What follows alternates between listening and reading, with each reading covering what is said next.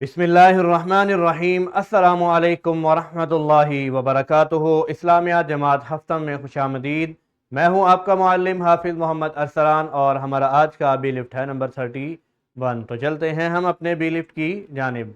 کتاب پر موجود یہ تسلسل جسے تمام طلبہ سالو کر چکے ہیں۔ ہمارا آج کا بی لفٹ ہے غزوہ بنو قریظہ کے اسباب، یہود کی بدعہدی کے متعلق جان سکیں، غزوہ بنو قریظہ کے واقعات کے بارے میں مختصراً واقفیت حاصل کر سکیں۔ گویا کہ ہمارا آج کا لیکچر غزوہ بنو قریظہ کے متعلق ہے۔ غزوہ بنو قریظہ سے مراد وہ غزوہ ہے جو مدینہ میں موجود یہود قبائل میں سے ایک قبیلے بنو قریظہ کے ساتھ کیا گیا، یعنی جو معاہدہ مسلمانوں اور ان قبائل کے مابین ہوا تھا، اس میں بدعہدی کرنے سے، غداری کرنے سے اور مسلمانوں کے خلاف سازشیں کرنے کی وجہ سے یہ غزوہ پیش آیا۔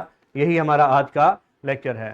پیارے بچوں، غزوہ خندق سے فارغ ہونے کے بعد، یعنی کہ غزوہ خندق جب مکمل ہو گیا، اس کے بعد آپ علیہ السلام نے ریاست کے استحکام کے لیے اس بات کو ضروری سمجھا کہ مدینہ منورہ کو بنو قریظہ کی سازشوں سے پاک کیا جائے، یعنی کہ بیرونی طاقتوں کا مقابلہ اب ختم ہو گیا۔ اب جو مسئلہ درپیش تھا وہ یہود قبائل کی کھل کر اسلام کے ساتھ دشمنی جو ہے وہ سامنے آئی، جس کو مدینہ منورہ سے پاک کرنا انتہائی ضروری تھا۔ آپ علیہ السلام نے میثاق مدینہ جو کہ 1 ہجری میں امن کا معاہدہ کیا گیا تھا، جس میں مدینہ میں بسنے والے یہود قبائل پر یہ لازم تھا کہ بیرونی طاقتیں جب بھی حملہ آور ہوں گی تو وہ مسلمانوں کے ساتھ مل کر، یعنی کہ جو قبائل وہاں پر موجود تھے وہ مسلمانوں کے ساتھ مل کر ان بیرونی طاقتوں کا مقابلہ کریں گے۔ لیکن جب یہ وقت سامنے آیا تو اس وقت کیا ہوا؟ نازک وقت میں بدعہدی، یعنی جب معاہدے کا تقاضا یہ تھا کہ جب بیرونی حملے ہوں گے تو مسلمانوں کے ساتھ کھڑے ہو کر وہ دفاع کریں گے، لیکن غزوہ خندق کے موقع پر بنو قریظہ نے کیا کیا کہ غداری کی، وہ کفار کے ساتھ مل کر مدینہ منورہ کو نقصان پہنچانے کی ناکام کوششیں کرتے رہے۔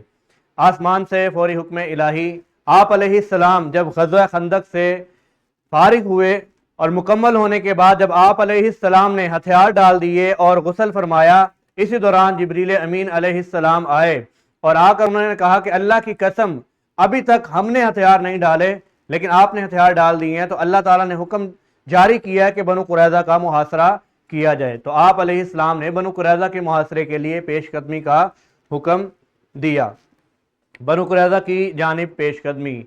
پیارے بچوں، ذی القعدہ 5 ہجری آپ علیہ السلام نے فوراً اپنے اصحاب کو روانہ کیا اور خود بھی ساتھ بنو قریظہ کے قبیلے پر حملہ آور ہونے کی تیاری مکمل کی۔ آپ علیہ السلام بنو قریظہ کے قبیلے کے جانب بڑھے اور وہاں جا کر بنو قریظہ کا محاصرہ کیا گیا، جو کہ محاصرہ 25 روز تک جاری رہا۔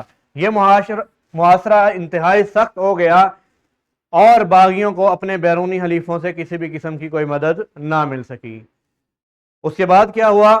جب بنو قریظہ کا 25 دن محاصرہ کیا گیا اور وہ کچھ نہ کر سکے تو انہوں نے اپنے آپ کو نبی کریم صلی اللہ علیہ وسلم کے حوالے کر دیا۔ قیدیوں کی صف بندی، آپ علیہ السلام کے حکم سے حضرت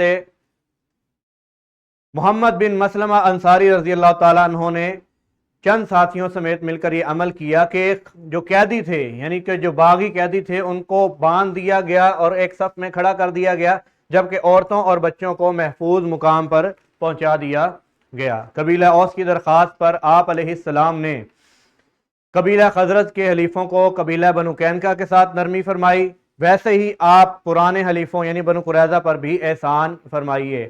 اس احسان کے لیے قبیلہ بنو قریظہ نے حضرت سعد بن معاذ رضی اللہ تعالیٰ عنہ کو اپنا کہہ لیں کہ وکیل کے طور پر ایک مقرر کیا کہ جو فیصلہ حضرت سعد بن معاذ رضی اللہ تعالیٰ عنہ فرمائیں گے وہ ہمیں منظور ہوگا۔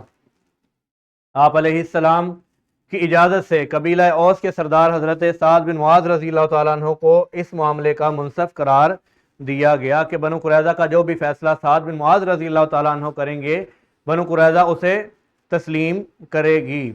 پیارے بچوں، کتاب پر موجود یہ مرکزیت ہے جسے تمام طلبہ اپنے کمرہ جماعت میں اس کو پڑھیں گے۔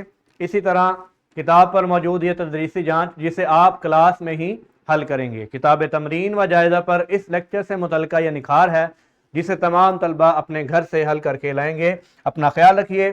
السلام علیکم ورحمۃ اللہ وبرکاتہ۔ اللہ حافظ۔